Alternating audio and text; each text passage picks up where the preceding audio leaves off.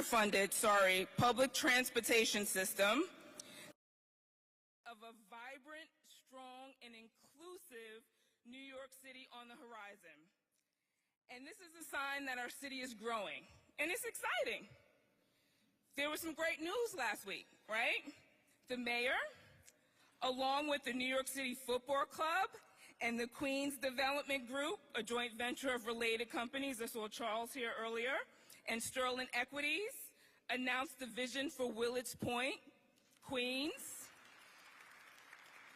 a project that I actually worked on twice in my career, and it's finally happening, including 2,500 affordable units of housing, all affordable.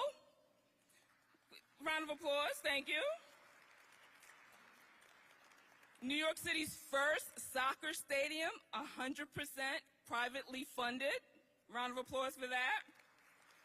Open space, a new school, retail, a project expected to create 16,000 jobs, as well as generate $6.1 billion in economic activity over 30 years. Right? It's good news.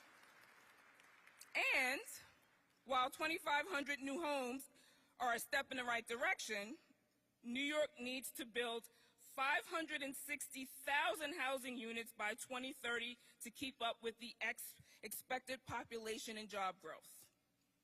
Also, just last Tuesday exactly, ABNY joined Tech NYC and Google to release a study conducted by HRNA advisors that found that the tech sector has contributed a massive economic impact and job growth in the city over the last decade. Basically, the sector that has carried job growth here in the city during the economic downturn during COVID. Great news, right? Round of applause. Employing 360,000 people across the tech and non-tech sectors in 2021. That's 7% of the entire workforce here in the city, and generated 4,400,000 in multiplier jobs and $291 billion in economic output for the city. And we still have work to do. The report also showed that tech workers have increasingly moved outside of New York City. The tech industry growth has struggled in boroughs like Queens, the Bronx, and Staten Island, and New York City's tech ecosystem has seen minimal increases in non-white and female representation. And it doesn't match the city's diversity in terms of race and gender. So we still have work to do. But also last week, Time Out magazine headlined pointed out that the fact that New York City's tourism has rebounded to 85% of pre-pandemic levels, estimating that 6.5 million people are expected to visit New York City between Thanksgiving and New Year's Eve. Great news, right? This is great for restaurants, hotels, Broadway, New York City's entertainment sectors and nightlife. And we also know that we still have tremendous challenges. These figures comprise about 47.5 million domestic travelers, but only 9 million international visitors. We need to get our international travelers, especially the higher spending travelers, back to the city. And why am I mentioning this today? While we are making progress towards a strong comeback here in the city, we're not there yet. We need help. When I think of the productive bipartisanship over the last few months in the Senate, it was Chuck Schumer's leadership that got us here.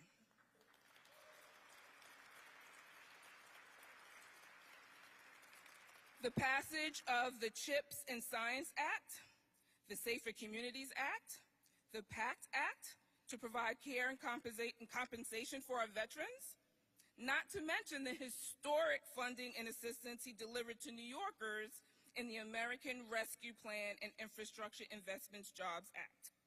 We need this kind of leadership to get our city, our state, quite frankly, our country, back on track. and we know Chuck can get us there. And that's why I am so glad to call him ours. He might be the Senate Majority Leader, but he is the senator from New York that we are so proud of.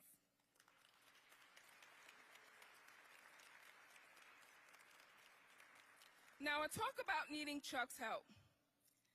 Now I'm going to ask you all for your help. Tomorrow is Chuck's birthday. And on 3, I'd love everyone in the room to say, "Happy birthday, Chuck." 1, 2, 3. Happy birthday, Chuck. And now I welcome ABNY's chairman, Stephen Rubenstein, to the stage, who will introduce our special guest for today. Stephen?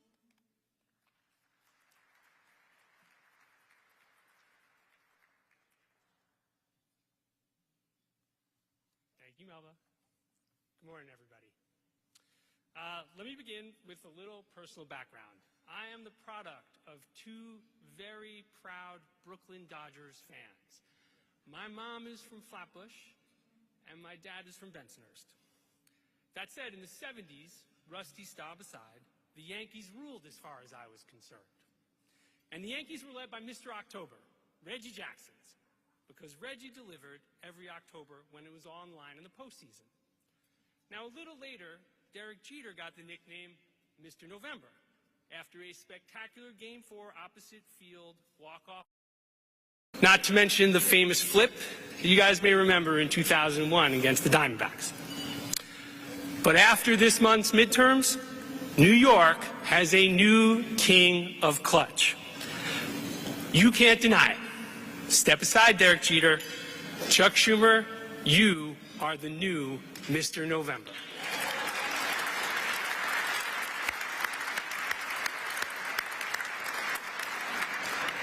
It took roughly 15 minutes after the polls closed here in New York for him to be declared the winner of his own race for a 5th term, not to mention 18 years in the House of Representatives, and not to mention his 6 years in the New York State Assembly. But actually, his reelection itself wasn't the main event. It wasn't until a few days later, when after all the votes were cast, that Majority Leader Schumer's candidate secured wins in Arizona and Nevada. Setting aside the pending runoff in Georgia, each and every one of his candidates won their reelection. Remember how every political prognosticator said Chuck Schumer would lose his majority and lose it big time. Well, Mr. November here pounded the pundits, negated the naysayers, and confounded his critics once again. Now, I don't care what your political affiliation is, having Chuck Schumer continuing as the majority leader is good news for New York. It is very good news. Who else is going to hold Sunday press conferences hassling airlines for making the seats too small for our tuchuses? Now, I figured if Chuck could use the word schmo in a campaign ad to describe Ted Cruz, I could use the word tuchus on the stage at Cipriani. Whether it's landing the money for Gateway and public housing, protecting the city from rising seas and storms, or delivering New York for COVID relief, which we badly needed, including Save Our Stages, Chuck always is there fighting and winning for us. Speaking of passionate public service, I'd just like a moment to recognize the other officials who are here with us today. We have Congressman Jerry Nadler,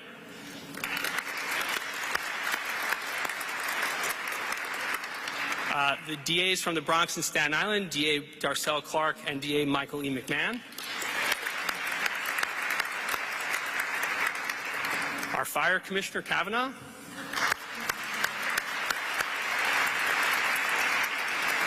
And our CUNY Chancellor Felix Matos Rodriguez. Thank you all for what you do. Now back to Chuck. The majority leader has called presiding over the evenly divided Senate the hardest job he ever had. But the truth is, he's really damn good at it. He's taken that 50-50 Senate and delivered one of the most prolific and productive terms in modern history. The American Rescue Act, the Inflation Reduction Act, the Bipartisan Infrastructure Law, the CHIPS and Science Act, confirming a new Supreme Court justice, the first African-American woman to hold the seat, confirming more than 80 federal judges, a landmark health care bill for veterans, the first federal gun safety legislation in 3 decades, and the most expansive action against climate change in U.S. history.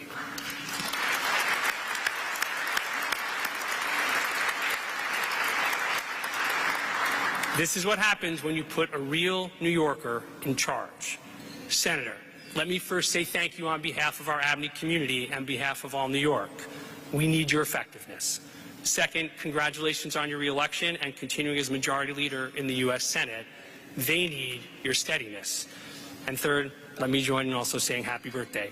Please know that the integrity, passion, and compassion with which you lead is something we all take great pride in. So, ladies and gentlemen, I give you our Senator, Mr. November, Chuck Schumer.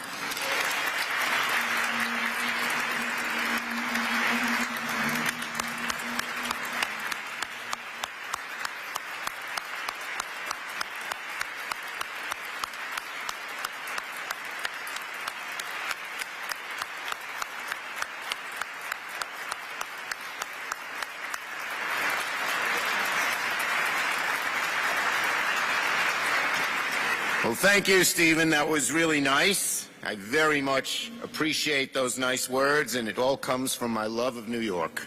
I just love New York. Now, a couple of quick points. Stephen mentioned we did have an ad where we used the word schmoes and shonda and kvel. It said Ted Cruz and a few of his colleagues were schmoes. I wanted to use another word, but the staff wouldn't let me. But that ad did better in upstate New York than anywhere else, which speaks well of New Yorkers. They love the Yiddish ad in upstate New York. Second, it was mentioned it's my birthday. You know I love to tell stories. Abe Lincoln said the best political leaders tell stories. So this is my Thanksgiving story. I was born on Thanksgiving Day, 1950. My mom went into labor at about 5 a.m. and my dad, they lived in Brooklyn. My dad got her in a car, which was called a Hudson. They don't make those anymore. And drove her to the hospital where she was due to give birth. It was called, it's no longer there, it was called French Hospital. It was on, the location's important, it was on 29th Street and 7th Avenue. And drove her in there. It was run by an order of French nuns. Why French nuns had a hospital in the middle of Manhattan, I don't know. Maybe they like to come to Manhattan, like everybody else. But in any case, in those days, it was a lot different than today. There was no, spouse in the birthing room, all this touchy-feely stuff. Iris and I. Iris is here today, by the way, another great public servant.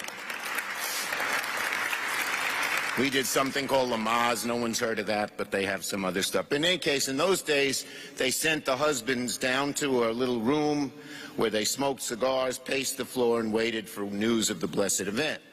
But it's about 9 a.m., and my dad, who's a bit of a free spirit, realizes he's at 29th and 7th. He says, guess what? I'm only 4 blocks from Macy's. I'll go watch the parade. So he leaves the hospital, goes and watches the parade for 3 hours. Towards the end of the parade, he bumps into a friend of his, tells him why he's there, and he says, oh, let's go into this local pub to celebrate the blessed event. I was born at 11 a.m. My father showed up at 4 p.m., precipitating the first fight my parents had over me. But they were married. I'll talk about my dad at the end, but they were married 72 years, so it couldn't have done too much damage. Anyway, it's great to be here. I want to thank Steve Rubenstein. He's been my friend for such a long time. Does a great job, not just for this wonderful Abney organization. I was there when his father and Lou Rudin and Bob Tisch and others came to New York. I was an assemblyman in 1975 during the crisis, and I saw the founding of Abney, and it's gone from good to great to even better. I want to thank Melva Miller. She does an amazing job as the executive director of Abney. Thank you, Melva. And I look forward to continuing to work with Abney and all of you in this room to continue to make New York a better place to live and work. One parenthetical point here. Everyone talks, oh, no one wants to live in big cities. That's a lot of bull. New York in the census in 2010 had 8.1 million people. It now has 8.9 million people in the 2020 census. It's a little lower with COVID, but those people are coming back. No city gained as many people between 2010 and 2020 in all of America in an absolute basis, but the more amazing fact is on a per capita basis of the 25 biggest cities, we were 4th in population gain. I think Austin and Nashville and maybe it was Salt Lake City were ahead of us. We were ahead of Chicago. We were ahead of San Francisco. We were ahead of Miami. We were ahead of Boston.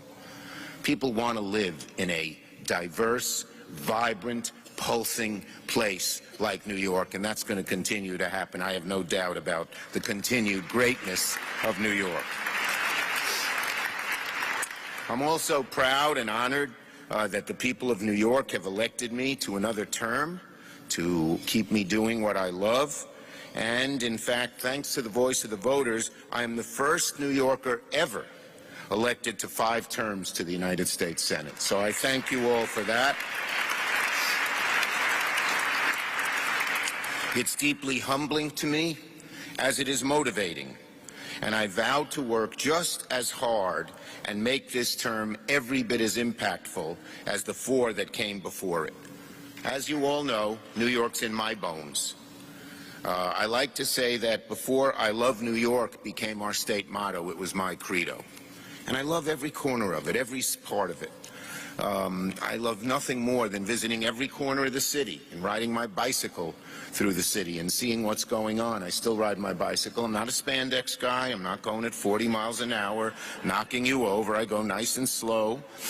I fly our little plane, our little propeller plane around the state, and I love visiting every corner of New York State. They once did a little experiment. They blindfolded me in the plane and then told me to look out the window, and I could tell just where we were, because I visited, as you know, I have visited every county every year. Again, this will be my 24th year visiting all 62 counties.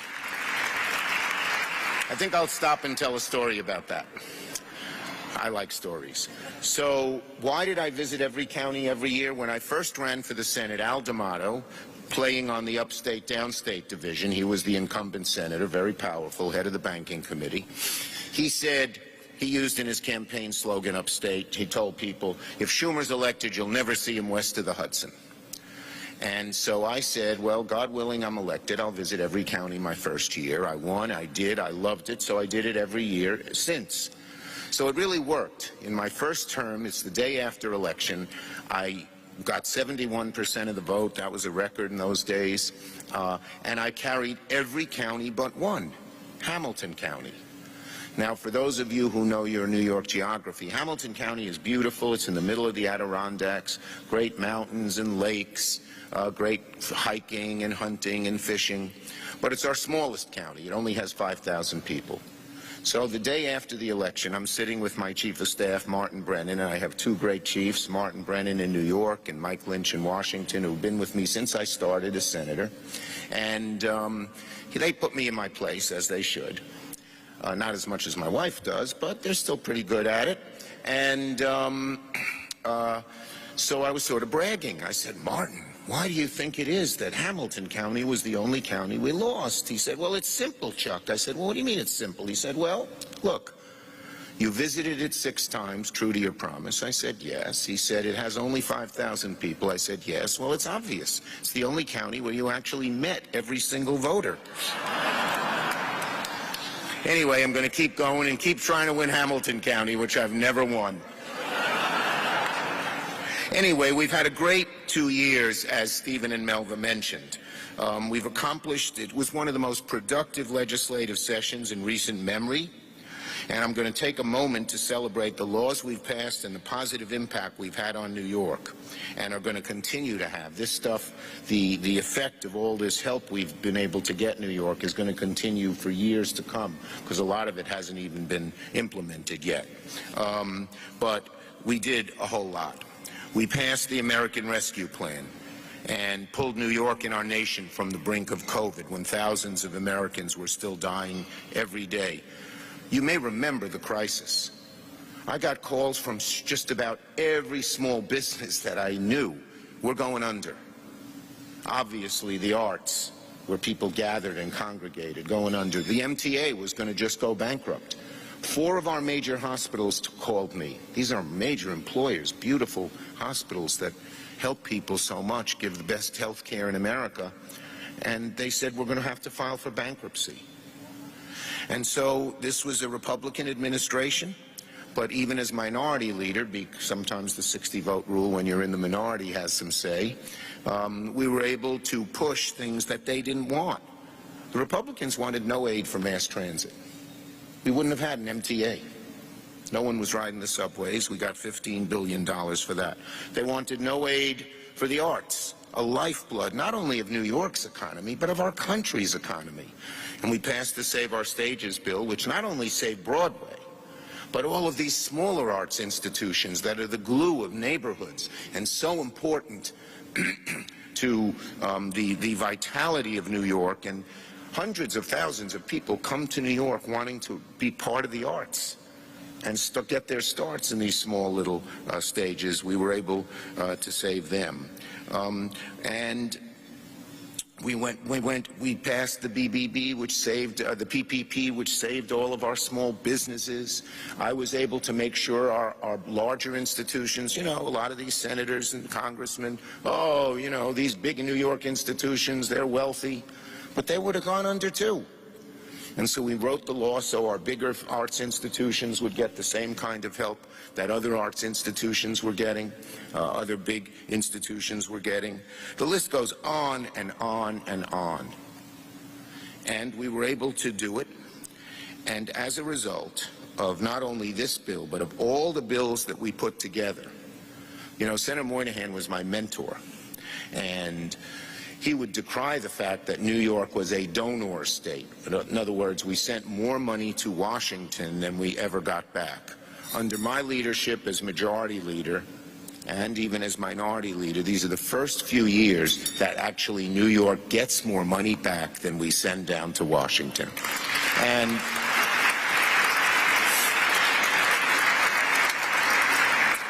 And part of that is because obviously we needed help and the federal government spent, but a lot of it is by defending the programs like the arts, like the subways that are particular for New York. And second, I have a hand in writing the formulas, and you can be sure all of these formulae, I guess is the right word, are better for New York when you have a majority leader from the city of New York. So that was one thing. Another major, one of the bills that's going to have a huge effect on New York for years to come. You know, I was able when Sandy occurred to get $60 billion for New York, and a lot of it was for resilience building. That was a big fight, you may remember. We're still seeing the effects of that. They're still building, they're still using some of that money now to build our infrastructure. I see Gary LaBarbera shaking his head. He knows better than anybody. Well, the bipartisan infrastructure law was the largest infrastructure law in decades, and it's just going to create millions and millions of jobs in the country and hundreds of thousands of good-paying jobs here in New York. But even more important than the jobs, as important as they are, our infrastructure can be totally rebuilt and revitalized. We had a lot of cheap talk from the former president about infrastructure. We would never do anything. We, in a bipartisan way, this was a group of Democrats and Republicans, and I always encourage bipartisanship. My first goal to get something done is to do it in a bipartisan way. There's a hierarchy.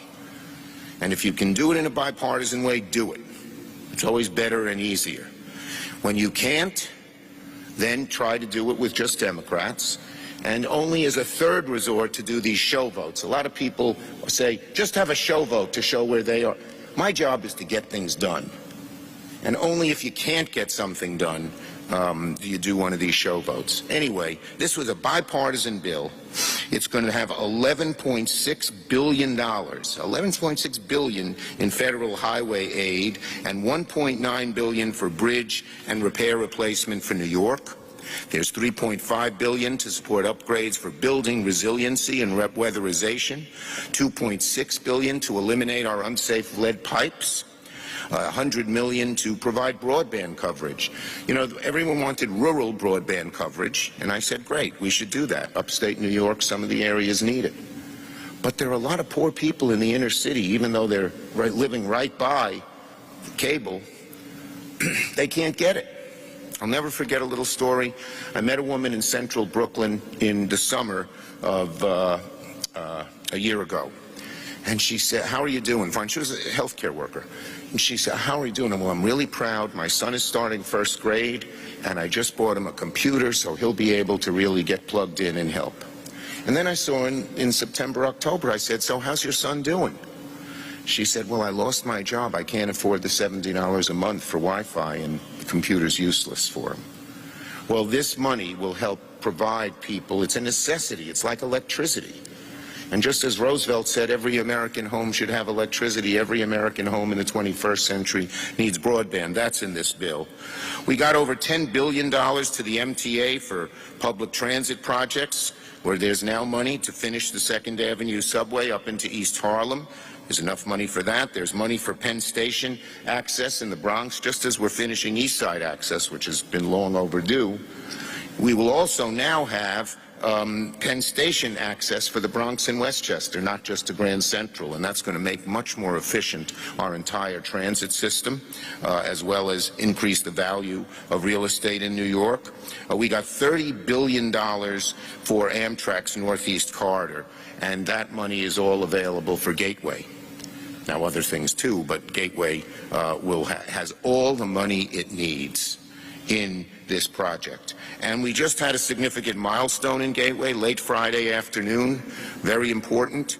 The Gateway Development Corporation, which I helped set up. You know, I had a struggle to get the governors of New Jersey and New York to say they were going to pay for half of it if the feds paid for half of it. We finally got them together, and now there's a Gateway Development Corporation, and they voted to approve the project development agreement, which is how much New York will pay, how much New Jersey will pay, and how much the feds put in. I'll try to get the Fed share even higher, but New York and New Jersey have to step up to the plate, and they are, to the credit of both Governors Hochul and Murphy, who have been far more supportive than their predecessors on that issue. Gateway is by far the most complicated and important infrastructure project in the country, and the PDA is critical to establishing a framework between New York, New Jersey, and Amtrak for design, construction, financial obligations, how disputes will be handled. And the PDA allows Gateway to advance the FTA, the Federal Transit Administration's SIG engineering phase. We got a positive rating from SIG. I watched this like a hawk. And all of these difficult steps are all being overcome one by one by one. So we got the SIG rating earlier this year. That's the federal government's primary source. And so now it won't cost that much from the Fed side, but there's $32 billion for Gateway. And President Biden has said Gateway is his #1 public works project in the country. And so we're going to get that done, fine and plain and simple. The CHIPS and Science Bill was mentioned, the largest manufacturing investment. One of my goals and dreams is to make upstate New York, which, as we know, has suffered. And we're one state. And New York City has done well. Our suburbs have done well. But upstate has been languishing. And one of my goals is to make upstate New York one of the centers, not just of the country, but of the world, in manufacturing and research and design of semiconductor chips, which are vital to our whole economy. The tire in your car has about 20 chips. Because you know when your little light goes on that says your tire is low, chips are doing that. Chips do everything. And so we passed the CHIPS and Science Act. It's the largest manufacturing policy investment in American history. And you know, in the 1980s, there was a very strong laissez-faire view. No industrial policy. Just let companies on their own do what they want, and America will prosper and be the center of the economic center of the world. But in the 21st century, countries like China, like Germany, so many others are investing tens of billions of dollars in advancing science and advancing this type of manufacturing. If we just sat on our hands, we'd become a second-rate power in 20 or 30 years, economic and then otherwise. So this bill was vital. It was another, like the BIF, a bipartisan bill. Todd Young of Indiana, a good Republican senator from Indiana, was my co-sponsor. And it's revolutionary. And as you saw, the biggest investment in America was just announced by Micron, $100 billion in Syracuse. When Carrier When Carrier left Syracuse, it was just a blow to that city. The air conditioner was invented there. And the head of United Technologies said to me, "No one wants to live in Syracuse." That got me so mad. So damn mad. This arrogance. But in any case, now Syracuse has a great, great future with that. But there's more. Global Foundries, which makes a different kind of chip called legacy chips, which cars need, is doubling its plant. I helped them come to Malta, which is in Saratoga County near Albany, years ago. And now they're going to double their plant. And Edwards Vacuum, there are going to be all kinds of suppliers. So Edwards Vacuum is a British company that makes, you need to vacuum these clean rooms so they're spotless to make these chips. And they just announced they're investing the biggest vacuum factory, new factory in the country in Genesee County between Rochester and Buffalo. So this is sprouting up everywhere. And one thing that people haven't paid attention to, we have a very good chance to make University of Albany, which has a consortium of great companies like IBM and Applied Materials, as well as universities, as well as the state government, the primary center for high-end semiconductor chip research to get the new cutting end of chips. That's going to be in, the decision will be made in the spring, but you can be sure the majority leader from New York is going to do everything he can to make sure Albany is chosen, and I think we have a damn good chance. And that'll help other things. There's so much to talk about here. The Inflation Reduction Act. Maybe the most, that was the one, all these things we did that Stephen and others mentioned were bipartisan. And I'll get to that in a minute. But the one thing we couldn't do bipartisan was deal with two major issues, well, to more than two, three major issues and several other issues. We had the Republicans in the Senate were totally in the throes of big oil. We couldn't get a thing done on climate. On pharmaceuticals, they would not move in our direction to get the cost of pharmaceuticals lower, and they wouldn't expand health care. So that we had to do using reconciliation and do it in with just Democratic votes, and as you know, that was hard, but I do have a secret weapon. How do I get 50 Democrats when you need every vote, from Manchin to Sanders and everyone in between, to be on the same page? I have a secret weapon. It's my flip phone.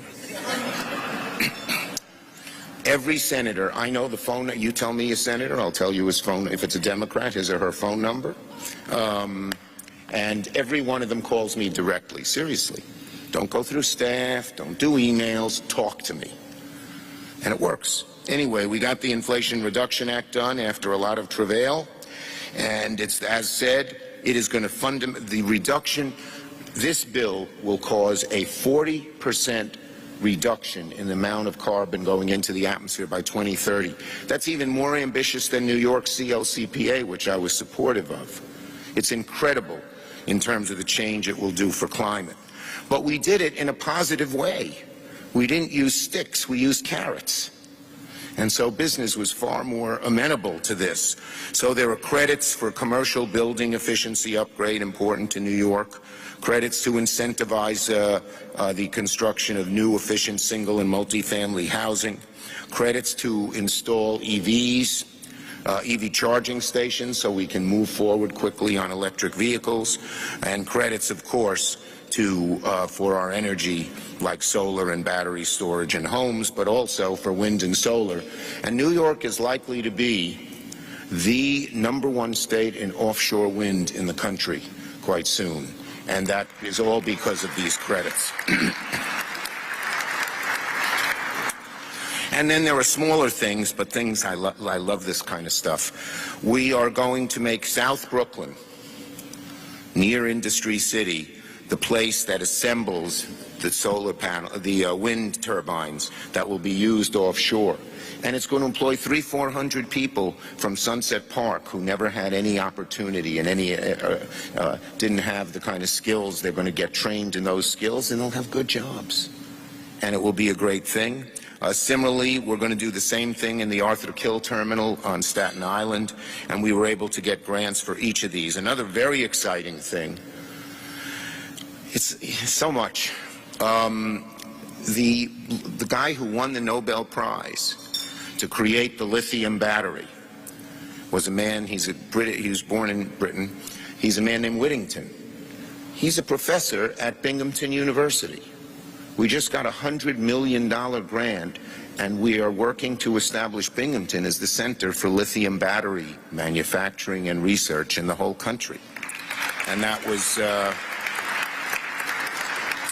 and on Long Island, the Brookhaven National Labs has now something called the EIC, the Electron Ion Collider.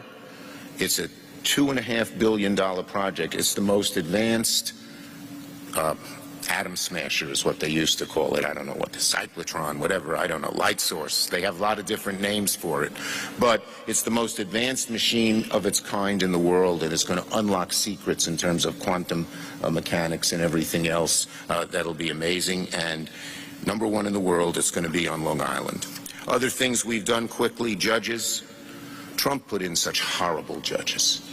I'm serious. I mean, aside from they were conservative, they had no understanding of what a judge has to do or be. I mean, one of them they put in for New York just turns my stomach that guy's on the bench, because I knew him. Ugh. Anyway, we have undone that. We have undone that, or we're counterbalancing it. We have set a record. We have now 83 federal judges that we have confirmed. 2/3 are women, and 2/3 are people of color. We're having the bench look like America. And it's not just, no offense, it's not just partners in law firms or prosecutors. It's people who are legal aid attorneys, and people who are consumer advocates, and people who are immigration lawyers. So the bench is getting a far greater breadth, and of course, topping it all was Ketanji Brown Jackson being the first black woman and the first public defender to sit on the United States Supreme Court.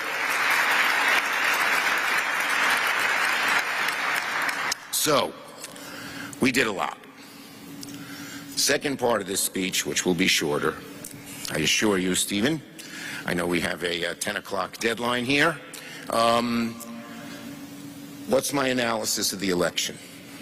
Obviously, I was very glad to take this. Why did it happen? And that's what I'd like to share with you a little bit here. And it's good. It's really good. So no one thought we would keep the Senate. No one. You know, they looked at the problems in the country, they looked at Biden's numbers, and they looked at the historical pattern. But two things happened in the last 2 years that I would say are related. One, just what I reviewed. We had a record for decades, the most productive 2 years that the Congress and the Senate has had in many, many decades, certainly since the 60s and maybe even further back. And second, Democrats kept the Senate and nearly kept the House. The two are intrinsically related. And this gives me a lot of faith. Because people, well, let me tell you how it was, I'll give you a little timeline. So in April or May, all the pundits were saying Democrats can't take back the Senate. No way. But in June, the public began to see that the Republican Party of old was not the Republican Party of new. That it had been taken over by a MAGA group with Trump. And they saw it, of course, in the horrible Dobbs decision. There were two other awful decisions that were overshadowed by Dobbs. They probably should have been. But one really affecting safety in New York, concealed carry, that someone could buy a gun in South Carolina, no questions asked. In the old days, if they came to New York with that gun, they'd have to tell the police. No more. Hurting our police and hurting our safety. And then there was another one with these horrible coal plants that were spewing poison into our atmosphere. They said the federal government couldn't regulate them. And most of their decisions, including Dobbs, just broke with precedent. These are hard-right, political MAGA judges. And so the public saw the Supreme Court decisions. The public saw, because of the January 6th hearings, and Jerry and the folks did a great job over there, because of the January 6th hearings, they actually saw the violence Before that, they had heard about it, but every night on TV were these hooligans breaking into the Capitol, beating people up, beating up police officers. And they saw that. And third, they saw these way out, hard-right Republicans, and what amazed them is the Republican leadership, not just Trump, but even some of the others, they didn't condemn any of this stuff. At best, they just were neutral, and at worst, some of them encouraged it. And so a lot of people, particularly people in the middle, Republicans who were not for Trump, independents who leaned conservative, said, holy moly, this is not the Republican Party I'm used to. I'm a Reagan Republican. I'm a Bush Republican. But then they asked themselves, but the Democrats, are they off on their own ideological ventures that have nothing to do with me? And can they ever get anything done? And in the June, July, and August burst of legislation we did, we proved to them that A, we could get things done, and B, we're getting things done that mattered to them. We're not talking about things that are irrelevant and, divisive. We're trying to get people together. And that's how they moved in our direction. And I want to give the American people a lot of credit. Throughout the summer, many people, I have to admit I was worried about democracy itself. Because when a party says they don't believe the results of an election with no evidence, the big lie, when they either countenance threats of violence or even violence itself, it is the beginnings of autocracy, gnawing at the democracy. And what happened is that the American people said no. They said, we don't like this. And they really sent a shot across the bow to the Republican leadership and said, we don't like this. You're going to go along with these MAGA crazy people. We're not going to vote for you anymore. And that's what happened. That's what happened. Our base, and particularly young people who voted in higher levels, were enthusiastic because of climate and what the president did. I helped push him on student debt. But people in the middle said, I'm going to give the Democrats a chance. And that's what happened in the election. But the roots of democracy are deep. They've created what the founding fathers called this God's noble experiment. That's what they called it when they had finished writing the Constitution. It's been there a long time. And it takes a little while because democracy moves slowly, particularly a democracy constructed as ours. But the people saw it. So I have a great deal of, I get a great deal of strength that the American people resisted a lot of this MAGA stuff and told the Republican leadership, if you continue on this path, forget it. And I've talked to Leader McConnell. And I've said to him, look, in the next session, we're going to have the majority, but obviously on a lot of things we need 60 votes, and certainly you got McCarthy in the House. Let's try to work on as much as we can in bipartisan. And I said to him, if you go in the MAGA direction, you know it's going to be a loser for your party. So let's work together. We got a lot done in the last 2 years in bipartisan. Let's do it for the good above all of our country, but it's probably good for your party as well. And that is my hope that that happens. I'm going to conclude by telling you one little final story about my dad, because my dad will have been gone a year, actually, on the same day as my birthday, tomorrow. So my grandpa came to America at 6 years old, and he had come from a family that was poor. My great-grandfather was a famous rabbi in Eastern Europe and had 18 kids, because he believed in the Bible, you know. Be fruitful and multiply is the first commandment of God to man in the Bible. But the Jews in Eastern Europe were poor. All they did was study, because they couldn't be a farmer, they couldn't be a tradesman. Although when I told this story to my caucus, Byron Dorgan, a droll Norwegian, said, he had 18 kids? I said, yes. He said he wasn't just studying. But in any case, the three youngest came to America, my grandpa in the 1890s, to be raised by an uncle. But the uncle was a ne'er-do-well. So my grandpa slept in doorways, stole apples from the push carts, didn't go to school, so he had to teach himself to read and write as a young adult. But when he was 14, it was pouring rain. And he sees all these people going into this nice building on the Lower East Side. And he says, hey, they're not charging admission. Let's all go in. I'll get dry. What was the building? There's a Yiddish word, beshert, God's hand, fate.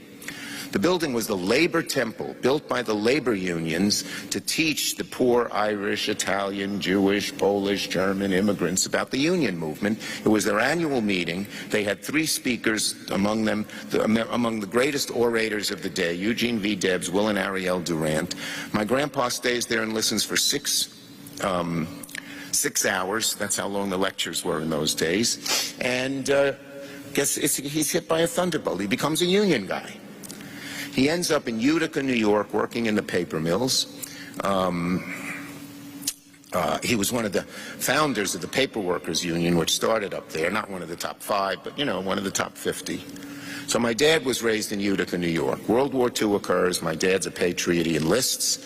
They give him a test, and he scores at the top of the list. So they give him top secret clearance, and they teach him radar. Radar in the early days was being perfected, but its secondary, to see airplanes, but its secondary mission was to see mountains, because the Allies were flying over the Himalaya mountains, and the mountains were enshrouded in clouds, and the Japanese Zero fighter planes would chase the planes into the mountains. So my dad helped perfect radar, flew missions, was shot at by Japanese Zeros all the time, never hit. And he saved a lot of lives because he helped perfect radar. By the way, the only injury he got a parasite in the airfield in Burma and lost his hair. When I became a congressman, he says to me, so, now you're a congressman, can I get my Purple Heart? I said, it's not for parasites, Dad. But in any case, World War II ends. Grandpa has lost his job as a union organizer. He buys a little exterminating business in Brooklyn, actually from a German-American who thought the Nazis were going to bomb New York, and this guy moved to Montana. But my grandpa's not a businessman. He's an idealist. He goes into people's houses, he exterminates, he sees they're poor. You shouldn't have rats or roaches, pay me when you can. He told the 3 workers in the business how to form a union and ask him for more money. He said he'd pay them more. So my father gets back from the war, and the family's basically starving. He has to go into this junkie business. He spends the next 45 years in the business. First to support his brothers and his parents, then to support us. He hated it. But my dad never complained, and I never even heard him utter words of resentment about people who had given a better break than him. The only good news, at 68 he retired, and he and my mom had 30 great years together. But he's still here with me. For those of you who've been close to parents, I talk to him, I hear him. And he taught me values, and the 2 values he taught me that shaped my life and why I tell this story are these, because this is who I am. 1, always help people who need help. And 2, he said, if you're undertaking a major thing, look in your heart, make sure it's the right thing. Make sure you think it's the right thing. But if you are sure, persist and persist and persist, and God will reward you, and you will succeed. That's what we've done. And we've persisted, we've persisted, we've persisted. We had a good 2 years, and Dad will make sure that I will continue to persist and help New York for as long as I'm in the Senate. Thank you very much, everybody.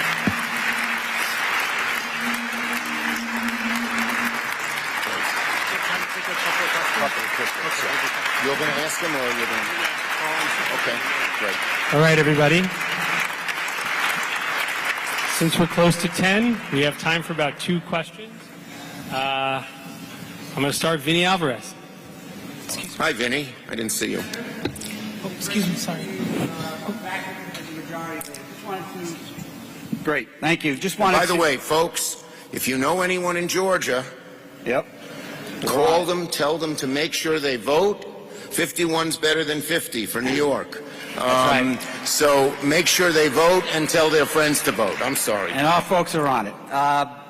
So you went through a lot of the different bills, which you passed in a really very productive session of Congress. It's going to put a lot of, with strong labor standards, which I know America's workers are going to be benefiting for, not only here in the city and state, but across the country. There's a unique opportunity in infrastructure. You mentioned climate, broadband, all of the different jobs that we can be created here in the city and throughout the state. What is the best way that we could take advantage of the grants that are available, the money, in some cases extraordinary grants that are available to municipalities like the city, and really throughout the state, so that we can replicate in different ways what Micron and other people, other companies are doing throughout the city and throughout the country. So most of these, most of the legislation we passed, in the next few months, the administration will be coming out with guidelines. Most of them, many of them, we've arranged for the individual entities themselves to apply for the money, not give a big chunk to New York State or a big chunk to New York City and then let them give it out. Some of that does work that way, but a lot of it doesn't. And so there will be lots of different, in the next few months, and my office will inform your organization, Central Labor Council, and everybody of these rules, regulations, how to apply, and you can be sure we'll get an early step on a lot of these other places. I will continue to push for New York, and I think we'll do very well in that process. But it's a little early yet. Even the infrastructure bill, which was done a year ago, they gave out about $186 million in sort of easy stuff, but there's still another $900 billion to give out. And we'll look at all of that kind of stuff. Some of it, I just do. The gateway thing, for instance, I'm just going to make sure that happens, but then obviously it'll employ tens of thousands of workers here in New York. Well, if I can ask the last question, can you talk to us about the potential for immigration reform in the next session? Oh, God. This is a passion of mine. My middle name is actually Ellis Island, and Iris and I named our middle name for our younger daughter, Allison, is Emma, for Emma Lazarus, the poet who wrote the beautiful words on the pedestal of the Statue of Liberty: give me your poor, your tired, your huddled masses yearning to breathe free. And America desperately needs immigration reform. We need it because we have labor shortages all over the country. We need new workers. Every business, whether it be a high-end tech business or a guy who owns 3 McDonald's and can't find hamburger flippers, need it. And so my hope here, and this is a great question, this being a group with lots of business folks in it, and I spoke to the Business Roundtable, the BRT, which is the 200 biggest businesses in the country, and I said to them, look, there's a group of Republicans who always have worked with us on immigration reform. And the Republican Party was always, Ronald Reagan was pro-immigration reform, George W. Bush was pro-immigration reform, George H.W. Bush. I worked on bills with them.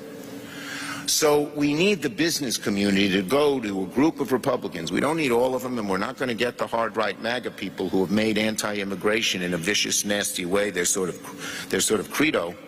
But we can get a good number of Republicans to work with us on a bill, a comprehensive bill, along the lines of the bill that the Gang of Eight did. John McCain and I headed it, 4 Democrats, 4 Republicans. It passed the Senate with 69 votes. Paul Ryan wanted to try to pass it in the House. He was then head of Ways and Means, and, again, fate.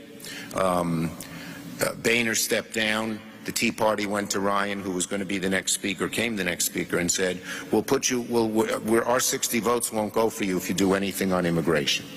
But the need has become so much greater, and everyone is crying out for the shortage of workers, that there are a whole lot of reasons, that I think the business community could have a real effect. I would love to get something done on immigration reform. We'll have to do it in a bipartisan way. We'll have to deal with the issue of the border. We'll have to create a pathway. I believe in this strongly, of the 11 million undocumented who are here. But I think it's possible to get it done, and I hope we can get it done. Senator, thank you. We're grateful and look forward to what's next. Thank you, everybody. Happy Thanksgiving to everybody.